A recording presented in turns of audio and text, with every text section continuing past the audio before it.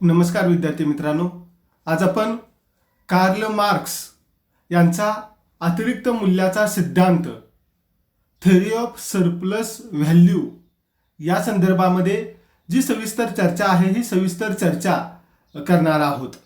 प्रामुख्यानं मार्क्स यांनी अतिरिक्त मूल्याचा जो सिद्धांत आहे या सिद्धांताची मांडणी करत असताना सुरुवातीला अतिरिक्त मूल्य म्हणजे नेमकं काय याची जी व्याख्या आहे ही व्याख्या केलेली आपल्याला दिसून येते। प्रामुख्यानं अतिरिक्त मूल्य म्हणजे कोणत्याही कामगाराच्या कामातून निर्माण होणारे मूल्य व त्या कामासाठी मोबदला म्हणून कामगाराला देण्यात येणारे मूल्य यामध्ये असणारी जी तफावत आहे या तफावतीस प्रामुख्यानं अतिरिक्त मूल्य असं म्हटलं जात असलेलं आपल्याला पाहावयास मिळतं। भांडवलशाही अर्थव्यवस्थेमध्ये कामगारांची पिळवणूक कशा पद्धतीनं होते, त्यांचं शोषण कसं होतं हे मार्क्सनं आपल्या अतिरिक्त मूल्याच्या सिद्धांतामधून दाखवून दिलं आणि त्यामुळं सर्वत्र जी काही खळबळ आहे ही खळबळ माजलेली आपल्याला दिसून येते। प्रामुख्यानं मार्क्स यांनी या अतिरिक्त मूल्यास वरकड मूल्य किंवा नफा असे वेगवेगळे जे शब्द आहेत ते शब्द वापरलेले आपल्याला दिसून येतात। प्रामुख्यानं मार्क्सच्या मते अतिरिक्त मूल्य हे भांडवलदारांना प्राप्त होत असलेले आपल्याला दिसून येतं आणि त्यामुळे कामगारांची जी पिळवणूक आहे ही पिळवणूक होत असलेली आपल्याला दिसून येते। मार्क्सचा हा जो मूल्य सिद्धांत आहे या मूल्य सिद्धांताने दाखवून दिलं की वस्तूचं मूल्य हे श्रमावरून ठरतं। यापूर्वी आपण मार्क्सचा असणारा जो मूल्य सिद्धांत आहे हा मूल्य सिद्धांत पाहिलेला होता आणि त्यामध्ये प्रामुख्यानं वस्तूचं मूल्य श्रमावरून ठरतं हे त्यानं स्पष्ट करण्याचा प्रयत्न केलेला होता। प्रामुख्यानं या ठिकाणी सुद्धा वस्तूचं मूल्य हे श्रमावरून ठरतं आणि प्रामुख्यानं यासाठी बाजारामध्ये वस्तूला जे मूल्य प्राप्त होईल ते सर्व कामगाराला मिळालं पाहिजे, पण प्रत्यक्षामध्ये भांडवलदार कामगाराला जे वेतन देतो ते त्याच्या निर्वाहासाठी जेवढं लागतं तेवढं देत असलेलं आपल्याला पाहावयास मिळतं।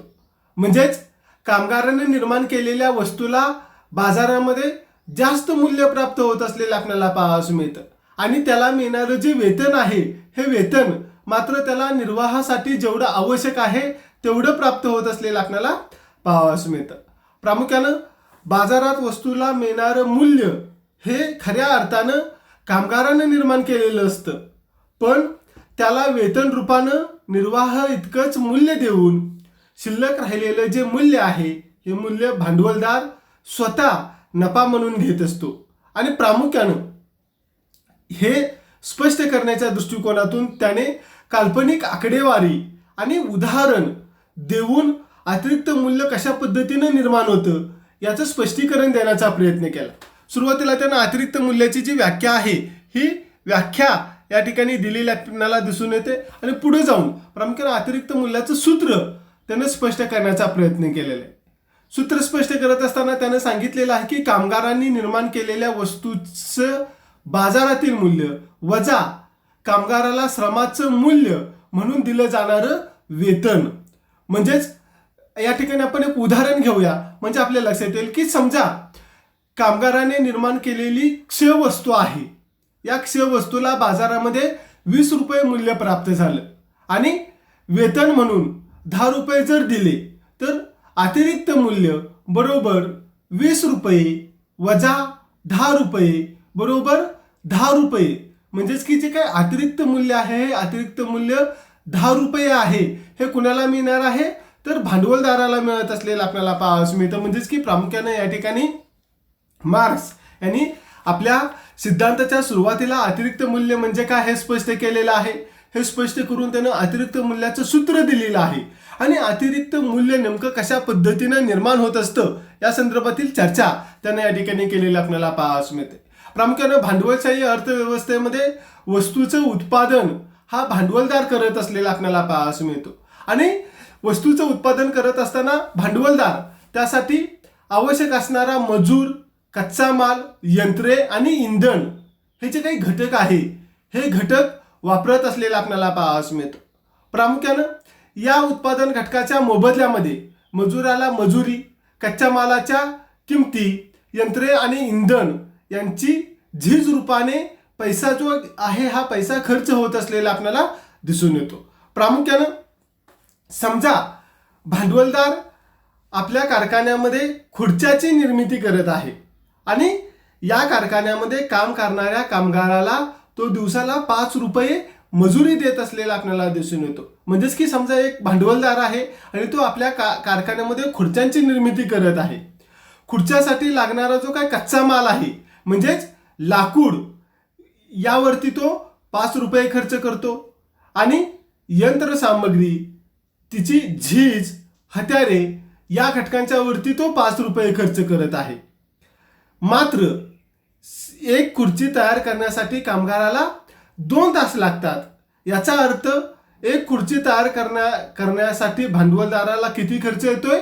15 रुपये खर्च येत असलेला आपल्याला पाहायला मिळतो. म्हणजेच की प्रामुख्यानं तो मजुराला 5 रुपये देतो, कच्चा माल म्हणून लाकूड यासाठी तो 5 रुपये खर्च करतो, यंत्रसामग्री, हत्यारे यांची झीज म्हणून तो 5 रुपये बाजूला काढून ठेवत असलेला आपल्याला दिसून येतो. आणि या सर्व घटकांचा जर आपण विचार केला तर एक खुर्ची तयार करण्यासाठी भांडवलदाराला किती खर्च आलेला आहे? 15 रुपये खर्च येत असलेला आपल्याला पाहायला मिळतो.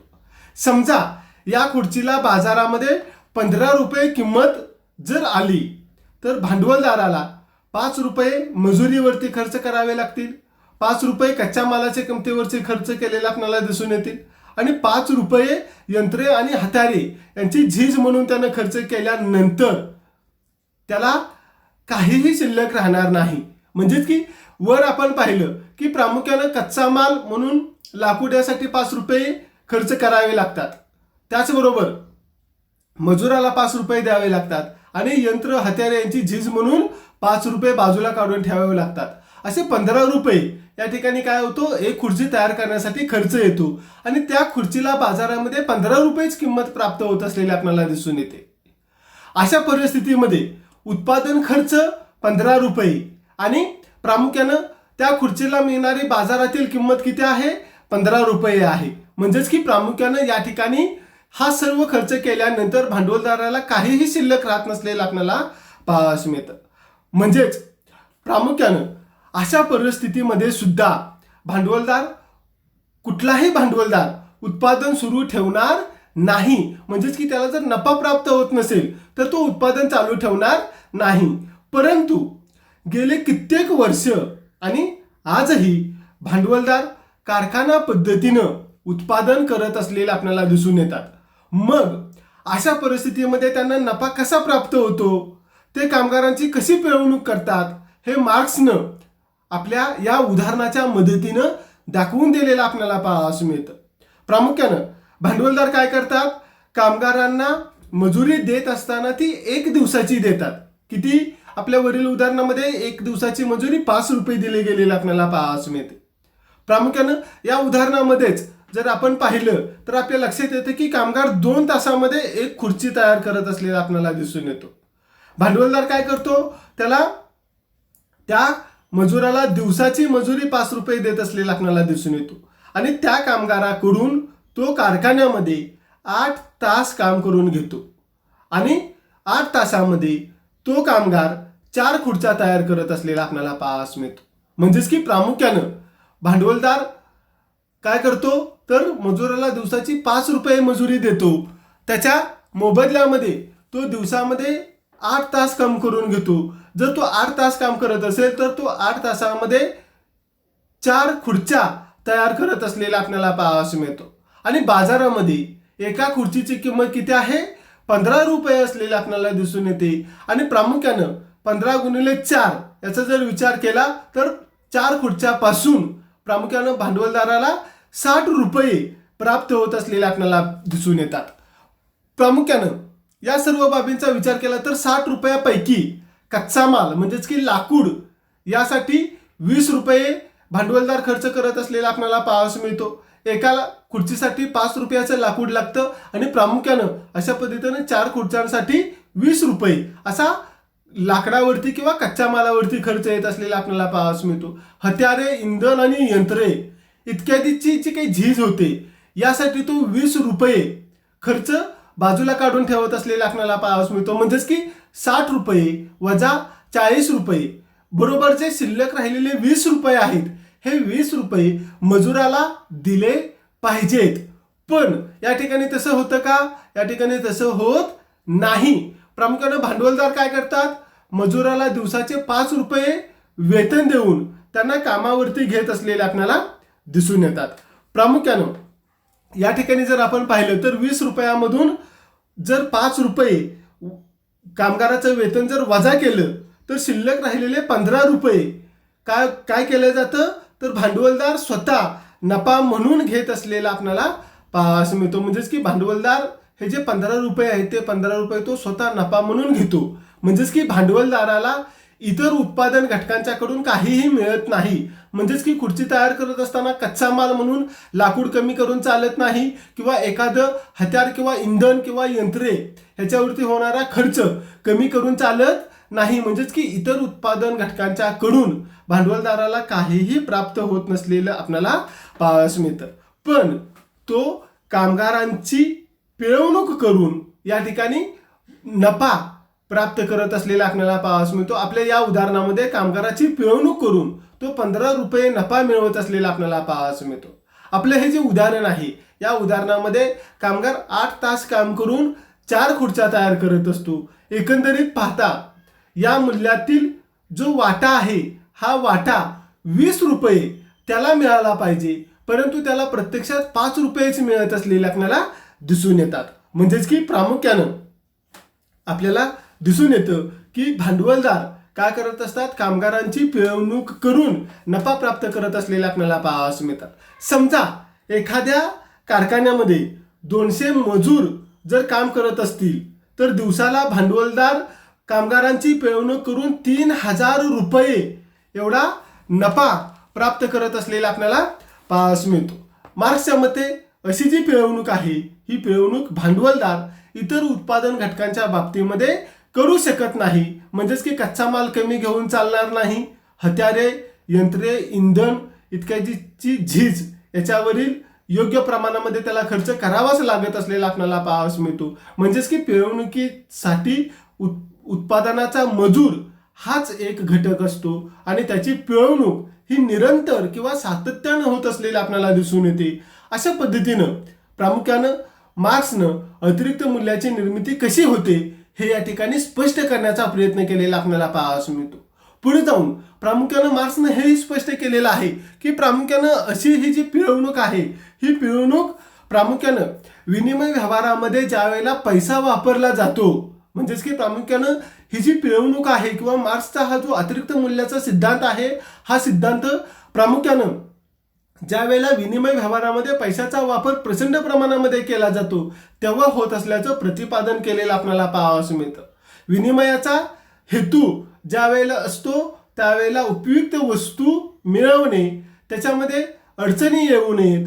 मात्र पैशाचा वापर ज्या वेळेला विनिमयाचं माध्यम म्हणून होण्याच्या ऐवजी भांडवल जमा करण्याचं आणि संपत्तीचा साठा करण्याचं साधन म्हणून ज्या वेळेला होऊ लागतो त्यावेळेला प्रामुख्यानं कामगारांची पिळवणूक ही मोठ्या प्रमाणामध्ये होत असलेली आपल्याला पाहावयास मिळते. आणि त्या अनुषंगानं प्रामुख्यानं मार्क्स यांनी जे विनिमयाचे प्रकार सांगितलेले आहेत, हे विनिमयाचे प्रकार या ठिकाणी आपण पाहणार आहोत. तर प्रामुख्यानं त्यातील पहिला प्रकार आहे वस्तू, पैसा, वस्तू. म्हणजेच की प्रामुख्यानं कमोडिटी, मनी आणि कमोडिटी, त्यानं सूत्र रूपाने CMC असं म्हटलेलं आपल्याला पाहावयास मिळतं. या प्रकारामध्ये वस्तू देऊन त्या वस्तूच्या मोबदल्यामध्ये पैसा मिळवायचा. म्हणजेच की पहिलं जे C आलेलं आहे ज्याला आपण कमोडिटी म्हणतो, म्हणजेच की पहिल्या प्रकारची वस्तू, आणि ही वस्तू विकून काय केलं जातं? पैसा मिळवला जातो आणि त्या पैशाचा उपयोग करून दुसऱ्या प्रकारची वस्तू मिळवली जात असलेली आपल्याला पाहावयास मिळते. म्हणजेच हा जो देवघेवीचा प्रकार आहे, हा देवघेवीचा प्रकार वस्तू, पैसा, वस्तू अशा स्वरूपाचा असलेला आपल्याला पाहावयास मिळतो. कार्ल मार्क्स यांनी मी सांगितलं त्या पद्धतीनं या सूत्राचं वर्णन CMC असं केलेलं आपल्याला पाहावयास मिळतं. या ठिकाणी पहिला जो C आलेला आहे त्याला कमोडिटी म्हणजे पहिली वस्तू, यातला जो M आलेला आहे त्याला मनी म्हणजेच पैसा आणि दुसरा जो सी आलेला आहे त्याला या ठिकाणी आपण दुसऱ्या प्रकारची वस्तू असं म्हटलेलं आपल्याला पाहावयास मिळतं. म्हणजेच की प्रामुख्याने या ठिकाणी जो पैसा आहे या पैशाच्या साह्यानं दोन वस्तूंना विनिमय प्रक्रियेमध्ये एकत्र आणण्याचं काम केलं गेलेलं आपल्याला पाहावयास मिळतं.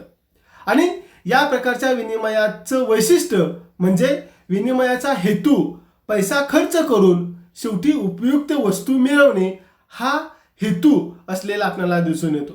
प्रामुख्याने या ठिकाणी पैशाचा उपयोग करून किंवा पैशाचं विनिमयाचं माध्यम म्हणून या ठिकाणी पैसा काम करत असलेला आपल्याला पाहावयास मिळतो. मात्र या ठिकाणी जर पाहिलं तर पहिली वस्तू आणि दुसरी वस्तू या दोन्हींच्या मध्ये गुणाच्या दृष्टिकोनातून फरक असलेला आपल्याला पाहावयास मिळतो. उपभोग मूल्याला या ठिकाणी महत्त्वाचं स्थान दिलं गेलेलं आपल्याला पाहावयास मिळतं. म्हणजेच की प्रामुख्याने पहिली वस्तू देऊन पैसा प्राप्त केला जातो आणि त्या पैशाच्या माध्यमातून काय केलं जातं, दुसरी वस्तू मिळवण्याचा प्रयत्न केला जात असलेला आपल्याला पाहावयास मिळतं. या ठिकाणी प्रामुख्याने उपभोग्य मूल्य याला महत्त्वाचं स्थान प्राप्त झालेलं आपल्याला पाहावयास मिळतं. आणि या स्वरूपाच्या विनिमयामुळे संबंधित व्यक्तींना उपभोगाच्या दृष्टिकोनातून आवश्यक असलेल्या वस्तू मिळतात. या ठिकाणी अतिरिक्त मूल्य प्राप्त होत नसलेलं आपल्याला पाहावयास मिळतं. म्हणजेच की प्रामुख्याने या ठिकाणी अतिरिक्त मूल्याची निर्मिती होत नाही. प्रामुख्यानं यानंतर त्यानं विनिमयाचा जो दुसरा प्रकार आहे हा विनिमयाचा दुसरा प्रकार स्पष्ट केलेला आहे. पैसा वस्तू पैसा म्हणजेच की MCM. म्हणजेच की प्रामुख्याने या ठिकाणी प्रामुख्यानं पैसा खर्च केला जातो आणि वस्तू मिळवली जाते आणि ती वस्तू विकून पुन्हा पैसा प्राप्त केला जात असलेला आपल्याला पाहायला मिळतो. म्हणजेच की भांडवलशाही अर्थव्यवस्थेमध्ये प्रामुख्यानं हे जे व्यवहार होतात या व्यवहारांचा जर आपण विचार केला तर विनिमयाचा हेतू फक्त गरजेच्या वस्तू प्राप्त करून घेणं हा असत नाही. म्हणजेच भांडवलशाही अर्थव्यवस्थेमध्ये पैशाचा उपयोग हा अधिक पैसा प्राप्त करण्यासाठी केला जात असलेला आपल्याला पाहायला मिळतो. म्हणजेच की आपल्या या दुसऱ्या विनिमय व्यवहारामध्ये प्रथमतः काय केलं जातं, पैसा खर्च केला जातो आणि वस्तू मिळवली जात असलेली आपल्याला पाहायला मिळते आणि ती वस्तू विकून पुन्हा पैसा मिळवला जात असलेला आपल्याला पाहायला मिळतो. अशा प्रकारच्या वस्तूंची विक्री करून मिळालेला जो पैसा आहे हा पैसा संख्येच्या दृष्टिकोनातून मूळ पैशापेक्षा जास्त असावा अशी अपेक्षा असलेली आपल्याला पाहायला मिळते. म्हणजेच की जो पहिला पैसा आहे या पहिला पैसा खर्च करून वस्तू मिळवली जाते आणि ती वस्तू विकून पुन्हा पैसा मिळवला जातो. म्हणजेच की प्रामुख्यानं पहिल्या पैशापेक्षा दुसऱ्यांदा मिळणारा जो पैसा आहे हा जास्त असावा अशी अपेक्षा असलेली आपल्याला पाहायला मिळते. प्रामुख्याने या विनिमय व्यवहाराचा उल्लेख कार्ल मार्क्सने सूत्ररूपाने पैसा वस्तू पैसा म्हणजेच MCM असा केलेला आपल्याला पाहायला मिळतो. म्हणजेच पैसा खर्च करून वस्तू विकत घेणं आणि ती वस्तू विकून पैसा मिळवणं. मात्र असा पैसा किंवा जो दुसरा यम आहे हा दुसरा यम मूळ खर्च झालेल्या पैशापेक्षा जास्त असावा अशी अपेक्षा असलेली आपल्याला दिसून येते. प्रामुख्यानं हा जो विनिमयाचा प्रकार आहे किंवा हा जो विनिमयाचं जे माध्यम आहे या माध्यमाचं महत्त्वाचं वैशिष्ट्य म्हणजे पैसा हा विनिमय माध्यम म्हणून वापरण्याच्या ऐवजी त्याला भांडवली स्वरूप प्राप्त झालेलं आपल्याला पाहायला मिळतं. उपभोग मूल्यापेक्षा विनिमय मूल्याला या ठिकाणी महत्त्वाचं स्थान प्राप्त झालेलं आपल्याला पाहायला मिळतं. म्हणजेच वस्तू विकत घेण्यासाठी खर्च केलेल्या पैशापेक्षा अशा वस्तूची विक्री करून आलेला जो पैसा आहे हा पैसा जास्त असावा अशी अपेक्षा असलेली आपल्याला पाहायला मिळते. म्हणजेच संख्येच्या दृष्टीनं दोन्हींच्या मध्ये फरक असला पाहिजे. म्हणजेच मूळच्या पैशापेक्षा तितकेच पैसे मिळवण्याच्या ऐवजी अधिकचा पैसा मिळावा. म्हणजेच की या पैशाचं रूपांतर कशामध्ये होतं, भांडवलामध्ये होत असलेलं आपल्याला पाहायला मिळतं. प्रामुख्यानं कार्ल मार्क्स यांनी पैशाच्या संख्येमध्ये वाढ का होते म्हणजेच की प्रामुख्यानं MCM हे जे सूत्र आहे या सूत्रामध्ये जो दुसरा पैसा आहे हा जास्त का मिळतो किंवा त्याच्यामध्ये वाढ का होते याचं स्पष्टीकरण करत असताना सांगितलेलं आहे की विनिमय प्रक्रियेतून अशा तऱ्हेचा निर्माण होणारा पैसा किंवा जादाचा पैसा नेमका कुठल्या ठिकाणी निर्माण होतो या प्रश्नाचं उत्तर गुंतागुंतीचं असलेलं आपल्याला पाहायला मिळतं आणि ते सहज मिळणं शक्य नव्हतं. ज्यावेळेला विनिमय व्यवहारामध्ये समानता प्रस्थापित झालेली असते तेव्हा जादा निर्माण होणारं मूल्य किंवा जादा मूल्य निर्माण होणं शक्य नसतं. या प्रश्नाची सोडवणूक करण्याच्या दृष्टिकोनातून कार्ल मार्क्सने आपलं हे जे सूत्र आहे या सूत्राचे 2 भाग केलेले आपल्याला पाहावयास मिळतात. म्हणजेच की MCM हे जे सूत्र आहे या सूत्राचे त्याने 2 भाग केलेले आहेत. पहिला भाग आपल्या स्क्रीनवरती दिसतोय की MC म्हणजेच की पैसा आणि वस्तू. प्रामुख्यानं मार्क्सच्या मते या ठिकाणी अतिरिक्त मूल्याची निर्मिती होते. म्हणजेच की जो पहिला भाग आहे या पहिल्या भागामध्येच अतिरिक्त मूल्याची निर्मिती होते.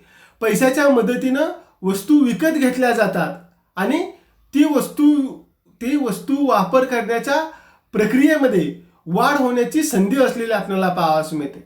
या ठिकाणी विनिमयाचं मूल्य मिळवण्याच्या दृष्टिकोनातून मानवी श्रमाचा वापर केला जातो आणि वस्तूच्या मूल्यापेक्षा अधिकचं मूल्य निर्माण करण्याचं कार्य मानवी श्रमशक्तीमध्ये असलेलं आपल्याला पाहावयास मिळतं. म्हणजेच की पहिल्या भागामध्ये पैसा वस्तू यामध्ये अतिरिक्त मूल्य निर्माण होत असलेलं आपल्याला पाहावयास मिळतं. म्हणजेच की प्रामुख्यानं या ठिकाणी काय केलं जातं, भांडवलदार काय करतो, कच्चा माल असेल, यंत्रे असतील इत्यादीच्या मदतीनं वस्तू तयार करत असलेला आपल्याला पाहावयास मिळतो आणि या वस्तूला विनिमय मूल्य मिळवण्याच्या दृष्टिकोनातून तो कशाचा वापर करतो, मानवी श्रमाचा वापर करत असतो. म्हणजेच वस्तूच्या मूल्यापेक्षा अधिकचं मूल्य निर्माण करण्याचं कार्य हे मानवी श्रमशक्तीमध्ये असलेलं आपल्याला पाहावयास मिळतं. म्हणजेच प्रामुख्यानं आपण वर खुर्चीचं उदाहरण पाहिलं. याच्यामध्ये प्रामुख्यानं सुरुवातीला भांडवलदार काय करेल तर आपल्याकडे असणारा पैसा खर्च करेल आणि लाकडाची खरेदी करेल किंवा त्यासाठी खुर्ची तयार करण्यासाठी आवश्यक असणारं जे काय कच्चा माल आहे याची खरेदी करेल. या ठिकाणी तो काय करतो, खुर्ची तयार करण्याच्या अगोदर हा कच्चा माल तयार करत असतो. लाकडाच्या मदतीनं तो काय करतो तर श्रमशक्ती आणि यंत्र यांचा वापर करून खुर्ची तयार करत असलेला आपल्याला दिसून येतो. म्हणजेच की प्रामुख्यानं पैसा खर्च करून तो वस्तू खरेदी करत असतो. आणि पुढे जाऊन दुसऱ्या भागामध्ये म्हणजेच की याच्यामध्ये CM म्हणजेच की जी वस्तू आणि पैसा या ठिकाणी अतिरिक्त मूल्य निर्माण होत नाही. तर अतिरिक्त मूल्य कुठे निर्माण झालेलं आहे तर पहिल्या भागामध्ये MC म्हणजेच की पैसा खर्च करून त्यानं वस्तू खरेदी केलेल्या आहेत. या ठिकाणीच अतिरिक्त मूल्याची निर्मिती झालेली आपल्याला दिसून येते. दुसऱ्या भागामध्ये अतिरिक्त मूल्याची निर्मिती होत नाही कारण या ठिकाणी वस्तूचं रूपांतर फक्त कशामध्ये होतं, पैशामध्ये होतं. म्हणजेच की वस्तू जेवढ्या किमतीची आहे तेवढ्याच किमतीला विकली जाते. आपण उदाहरणामध्ये पाहिलेलं आहे की खुर्चीची किंमत 15 रुपये आहे. ही खुर्ची काय केली जाते तर विकली जाते आणि तिच्या माध्यमातून पैसे मिळवले जात असलेले आपल्याला पाहावयास मिळतात. म्हणजेच की प्रामुख्यानं अतिरिक्त मूल्याची जी निर्मिती आहे ही निर्मिती आपल्या सूत्रामधील म्हणजेच की MCM याच्यातील जो पहिला भाग आहे M-C या भागामध्ये अतिरिक्त मूल्याची जी निर्मिती आहे ही निर्मिती केली जात असलेली आपल्याला पाहावयास मिळते. प्रामुख्यानं अशा पद्धतीनं मार्क्सनं अतिरिक्त मूल्याचा उगम नेमका कुठं होतो याचं स्पष्टीकरण केलेलं आपल्याला पाहावयास मिळतं. आणि भांडवलदार श्रमिकांच्या मदतीनं वस्तूचं उत्पादन करत असतात आणि श्रमशक्ती खरेदी करून श्रमिकाला त्याच्या श्रमाचं विनिमय मूल्य देत असतात आणि हे विनिमय मूल्य म्हणजेच त्याला आपण काय म्हणत असतो, वेतन म्हणत असतो. हे वेतन किंवा मजुरी ही निर्वाह एवढी दिली जाते आणि प्रामुख्यानं अशा पद्धतीनं कामगाराला श्रमाबद्दल दिला जाणारा मोबदला आणि त्या श्रमाचा उपयोग करून निर्माण केल्या जाणाऱ्या वस्तूचं मूल्य या दोन्हींच्या मधील फरकाला कार्ल मार्क्स यांनी अतिरिक्त मूल्य असं म्हटलेलं आपल्याला पाहावयास मिळतं. याचा अर्थ श्रमिकाला श्रमाबद्दल देण्यात येणारं मूल्य आणि श्रमापासून निर्माण झालेलं मूल्य या दोन्हींच्या मध्ये असणारा फरक याला अतिरिक्त मूल्य किंवा जादाचं मूल्य असं म्हटलं गेलेलं आपल्याला पाहावयास मिळतं. पुढे जाऊन कार्ल मार्क्स यांनी श्रमाचे वेगवेगळे प्रकार स्पष्ट केलेले आहेत. म्हणजेच की मार्क्सनं श्रमाची विभागणी 2 भागामध्ये केलेली आहे. पहिल्या भागामध्ये आवश्यक किंवा निर्वाह श्रम आणि दुसऱ्या भागामध्ये अतिरिक्त किंवा जादा श्रम. आवश्यक किंवा निर्वाह श्रम याचा विचार करत असताना मार्क्सनं सांगितलेलं आहे की ज्या श्रमावरून श्रमशक्तीचं विनिमय मूल्य ठरतं अथवा ज्या श्रमिकाच्या साहाय्यानं कामगारांचं शोषण होतं व त्यांचं वंश सातत्य टिकवलं जातं त्याला हा निर्वाह श्रम असं म्हटलं जात असलेलं आपल्याला दिसून येतं. आणि अतिरिक्त किंवा जादा श्रम म्हणजे काय तर ज्या श्रमावरून श्रमिकाचे उपयुक्तता मूल्य ठरतं किंवा ज्या श्रमशक्तीच्या उपयोगामधून अतिरिक्त मूल्याची निर्मिती होते त्या श्रमाला अतिरिक्त किंवा जादा मूल्य असं म्हटलेलं आपल्याला पाहावयास मिळतं. पुढे जाऊन प्रामुख्याने त्यानं श्रमाचे प्रकार सांगितल्यानंतर अतिरिक्त मूल्याचे प्रकार स्पष्ट केलेले आपल्याला दिसून येतात. त्यातील पहिला प्रकार आहे निरपेक्ष अतिरिक्त मूल्य. म्हणजेच कामगाराच्या कामाचे तास वाढवून निर्माण होणारं अतिरिक्त मूल्य हे निरपेक्ष अतिरिक्त मूल्य होय. आणि दुसरा अतिरिक्त मूल्याचा प्रकार त्यानं सांगितलेला आहे सापेक्ष अतिरिक्त मूल्य. म्हणजेच की हे जे सापेक्ष अतिरिक्त मूल्य आहे त्या सापेक्ष अतिरिक्त मूल्यामध्ये कामगारांची श्रमशक्ती निर्माण करण्यासाठी लागणारा श्रम काळ कमी करून आणि वस्तूच्या उत्पादनासाठी लागणारा श्रम काळ वाढवून निर्माण होणारं अतिरिक्त मूल्य हे सापेक्ष अतिरिक्त मूल्य असलेलं आपल्याला पाहावयास मिळतं. म्हणजेच की कामगाराची उत्पादन क्षमता वाढवल्यास उत्पादन क्षमतेमध्ये वाढ झाल्यास अशा प्रमाणामध्ये जो काही बदल आहे हा बदल होत असलेला आपल्याला पाहावयास मिळतो. श्रमाची उत्पादन क्षमता वाढली की सापेक्ष अतिरिक्त मूल्य वाढतं आणि श्रमाची उत्पादन क्षमता कमी झाली की सापेक्ष अतिरिक्त मूल्य कमी होत असलेलं आपल्याला पाहावयास मिळतं. प्रामुख्याने अतिरिक्त मूल्याच्या प्रकारानंतर मार्क्स यांनी भांडवलाचे प्रकार या ठिकाणी स्पष्ट केलेले आपल्याला पाहावयास मिळतात. त्यातील पहिला प्रकार आहे स्थिर भांडवल. म्हणजेच प्रामुख्यानं भांडवलाचा जो भाग उत्पादनासाठी आवश्यक असणारा कच्चा माल, यंत्रसामग्री, भांडवली साधने व वस्तू यांच्या खरेदीसाठी वापरला जातो तो भाग याला या ठिकाणी स्थिर भांडवल असं म्हटलं जातं. प्रामुख्यानं याचं कारण असं की अशा भांडवलाचं मूल्य उत्पादन प्रक्रियेमध्ये बदलत नाही. म्हणून मार्क्सच्या मते अशा भांडवलामुळं अतिरिक्त मूल्याची निर्मिती होत नाही. त्यानंतर यातला दुसरा भांडवलाचा प्रकार त्यांनी स्पष्ट केलेला आहे की बदलते भांडवल. प्रामुख्यानं ज्या भांडवलाचा उपयोग कामगारांना वेतन देण्यासाठी केला जातो ते भांडवल म्हणजे बदलते भांडवल होय. याला बदलते भांडवल म्हणण्याचं कारण म्हणजे या भांडवलाचं मूल्य बदलत असतं. मार्क्सच्या मते असं जे बदलते भांडवल आहे या बदलत्या भांडवलामुळं अतिरिक्त मूल्याची निर्मिती होत असलेली आपल्याला दिसून येते. म्हणजेच कामगारांना वेतन देण्यासाठी वापरण्यात येणारे भांडवल फक्त अतिरिक्त मूल्य किंवा नफा निर्माण करू शकतं. म्हणजेच की प्रामुख्याने कामगारांना वेतन देण्यासाठी वापरण्यात येणारे जे भांडवल आहे या भांडवलामधूनच प्रामुख्याने अतिरिक्त मूल्य किंवा नफा याची निर्मिती होत असलेली आपल्याला पाहावयास मिळते. अशा पद्धतीनं प्रामुख्यानं मार्क्स यांनी अतिरिक्त मूल्याची निर्मिती कशा पद्धतीनं होते, श्रमाचे प्रकार कुठले, अतिरिक्त मूल्याचे प्रकार कुठले, भांडवलाचे प्रकार कुठले या सर्व बाबींचा विचार केलेला आपल्याला पाहावयास मिळतो. प्रामुख्यानं हे मार्क्सने आपल्या अतिरिक्त मूल्याच्या सिद्धांताच्या मदतीनं कामगारांची पिळवणूक कशा पद्धतीनं होते हे स्पष्टपणे केल्यामुळं सर्व जगभर खळबळ माजलेले आपल्याला दिसून येते. प्रामुख्यानं असं जरी असलं तरी मार्क्सच्या अतिरिक्त मूल्य सिद्धांतावरती मोठ्या प्रमाणामध्ये ज्या टीका आहेत या टीका केल्या गेलेल्या आपल्याला पाहावयास मिळतात. प्रामुख्यानं ग्रे यांनी त्याच्या सिद्धांतावरती ज्या टीका आहेत त्या टीका केलेल्या आपल्याला दिसून येतात. त्यातील पहिली टीका आपल्याला स्पष्ट करता येते अनेक मूलभूत दोष. प्रामुख्यानं मार्क्सची जी विचारसरणी आहे या मार्क्सच्या विचारसरणीमध्ये अनेक मूलभूत स्वरूपाचे दोष असलेले आपल्याला दिसून येतात. प्रामुख्यानं त्याची अतिरिक्त मूल्याची जी कल्पना आहे ही कल्पना मान्य होत नसलेली आपल्याला दिसून येते. कारण मार्क्सने प्रथमतः व्याजाचा विचार केलेला नाही. नंतर प्रामुख्यानं त्याचा उल्लेख आपल्या सिद्धांतामध्ये केलेला आपल्याला पाहावयास मिळतो. कोणत्याही उत्पादन कार्यासाठी भांडवलदार हे स्वतःचं भांडवल गुंतवणूक करत असलेलं आपल्याला दिसून येतो आणि त्यासाठी त्याला बचत करावी लागत असलेलं आपल्याला पाहावयास मिळते. आणि अशा परिस्थितीमध्ये भांडवलाला व्याज रूपाने मोबदला जर मिळाला नाही तर कोणीही बचत करणार नाही. भांडवलाचं उत्पादन कार्यातील महत्त्व लक्षात घेता मार्क्सने त्याचा उल्लेख केलेला नाही, त्याला महत्त्व दिलेलं नाही. अशा स्वरूपाची जी टीका आहे ही टीका ग्रे यांनी केलेली आपल्याला दिसून येते. दुसरी टीका आहे अन्य कार्यांना कमी महत्त्व. प्रामुख्यानं मार्क्सने उत्पादनाचा विचार करत असताना व्यवस्थापन असेल, मार्गदर्शन असेल या स्वरूपाच्या कार्याला महत्त्वाचं स्थान दिलेलं आपल्याला पाहावयास मिळत नाही. व्यवस्थापन हा उत्पादन कार्यातील महत्त्वाचा घटक असलेला आपल्याला पाहावयास मिळतो.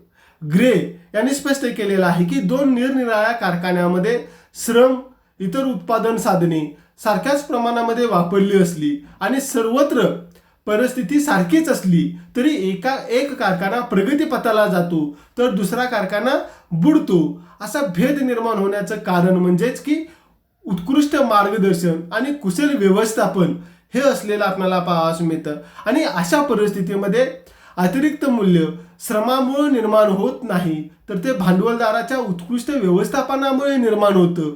याकडे कार्ल मार्क्स यांनी दुर्लक्ष केल्याची टीका ग्रे यांनी केलेली आपल्याला पाहावयास मिळते. तिसरी टीका आपल्याला सांगता येते, कामगारांमुळे अतिरिक्त मूल्य निर्माण होत नाही. मार्क्सने भांडवलाचे जे वेगवेगळे प्रकार आहेत ते वेगवेगळे प्रकार दिलेले आपण मागं पाहिले. प्रामुख्यानं बदलत्या भांडवलामुळं अतिरिक्त मूल्य निर्माण होतं असं त्यानं प्रतिपादन केलेलं होतं. बदलतं भांडवल म्हणजे काय, तर कामगारांचं वेतन देण्यासाठी खर्च केलेल्या भांडवलाला आपण बदलतं भांडवल असं म्हणत असतो आणि यामुळे अतिरिक्त मूल्य निर्माण होतं असं तो म्हणतो. पण प्रत्यक्ष व्यवहारामध्ये यंत्रसामग्री, भांडवली साधने मोठ्या प्रमाणामध्ये वाढवली जातात. याचा अर्थ यंत्रानं मोठ्या प्रमाणामध्ये नफा प्राप्त होतो. प्रसंगी यंत्राचा वापर वाढवून कामगार कमी करून अधिक प्रमाणामध्ये अतिरिक्त मूल्य प्राप्त करून घेण्याचा प्रयत्न भांडवलदारांच्याकडून केला जातो. या कार्याकडे प्रामुख्यानं त्यानं दुर्लक्ष केलेलं आपल्याला पाहावयास मिळतं. म्हणजेच की कामगारांच्या मुळे अतिरिक्त मूल्य निर्माण होत नाही अशी टीका ग्रे यांनी केलेली आपल्याला दिसून येते. त्यानंतरची चौथी टीका आपल्याला सांगता येते, कल्पना आणि प्रत्यक्ष परिस्थिती यामध्ये परस्पर विरोध. प्रामुख्यानं अतिरिक्त मूल्य जर श्रमामुळे निर्माण होत असेल तर उत्पादक या बदलत्या भांडवलाचा म्हणजेच मानवी श्रमाचा मोठ्या प्रमाणामध्ये उपयोग करेल. ज्या वेळेला जुन्या यंत्रसामग्री आणि भरपूर कामगार यांच्या मदतीनं उत्पादन केलं जातं त्यावेळेला भरपूर नफा मिळायला पाहिजे, पण प्रत्यक्षामध्ये अद्ययावत यंत्रे वापरणाऱ्या उद्योगांना भरपूर नफा प्राप्त होत असल्याचं दिसून येत असलेलं आपल्याला पाहावयास मिळतं. म्हणजेच की मार्क्सचा सिद्धांत किंवा मार्क्सची कल्पना आणि प्रत्यक्ष परिस्थिती याच्यामध्ये परस्पर विरोध आपल्याला दिसून येतो. ही एक टीका त्याच्या सिद्धांतावरती केली गेलेली आपल्याला दिसून येते. त्यानंतर श्रमाच्या गुणवत्तेचा विचार नाही ही पुढची टीका असलेली आपल्याला पाहावयास मिळते. मार्क्सने श्रमाच्या गुणवत्तेत जो फरक दिसून येतो त्याचा विचार केलेला आपल्याला पाहावयास मिळत नाही. सर्व प्रकारच्या श्रमांना सर्वसाधारण सरासरी श्रमाच्या पातळीला आणणं ही बाब वस्तुस्थितीला सोडून असलेले आपल्याला पाहावयास मिळते. याचा विचार त्यानं आपल्या सिद्धांतामध्ये केलेला दिसून येत नाही. त्यानंतरची 6वी टीका आपल्याला सांगता येते, दुर्मिळतेकडे दुर्लक्ष. प्रामुख्यानं मार्क्सच्या मते वस्तूचं मूल्य हे सामाजिक दृष्ट्या आवश्यक श्रम वेळेवरती अवलंबून असलेलं आपल्याला पाहावयास मिळतं, पण त्याचा कुठलाही पुरावा त्याला देता आलेला नाही. मागणीच्या मानाने वस्तूचा पुरवठा जर कमी असेल तर तिच्या दुर्मिळतेमुळे त्याच्या मूल्यावरती होणाऱ्या परिणामाकडे मार्क्सने दुर्लक्ष केलेलं आपल्याला दिसून येतं. त्यानंतरची शेवटची टीका आपल्याला सांगता येते, उपयोगितेवरती अवास्तव भर.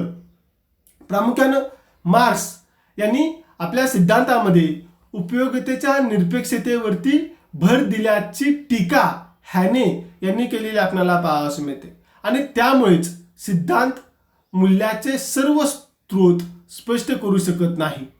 तसेच विनिमय मूल्य स्पष्ट करत असताना मार्क्सने खर्चाच्या बाजूवरती अवास्तव भर दिलेला आपल्याला पाहावयास मिळतो. अशा पद्धतीनं प्रामुख्यानं कार्ल मार्क्स यांच्या अतिरिक्त मूल्याच्या सिद्धांतावरती टीका करण्यात आलेल्या असल्या तरी प्रामुख्यानं त्याने मांडलेली ही जी काही कल्पना होती किंवा जो सिद्धांत होता या सिद्धांतामुळे भांडवलशाही अर्थव्यवस्थेतील दोष दिसून आली ही गोष्ट या ठिकाणी मान्य करावी लागत असलेली आपल्याला दिसून येते. कामगारांची पिळवणूक कशा पद्धतीनं होते हे तर्कसंगतरित्या कार्ल मार्क्स यांनी दाखवून देण्याचा प्रयत्न केलेला आपल्याला दिसून येतो. अशा पद्धतीनं कार्ल मार्क्स यांचा अतिरिक्त मूल्याचा सिद्धांत आणि त्याच्यावरती केल्या गेलेल्या ज्या टीका आहेत या संदर्भातील जी सविस्तर चर्चा आहे ही सविस्तर चर्चा या ठिकाणी आपण केलेली आहे. धन्यवाद.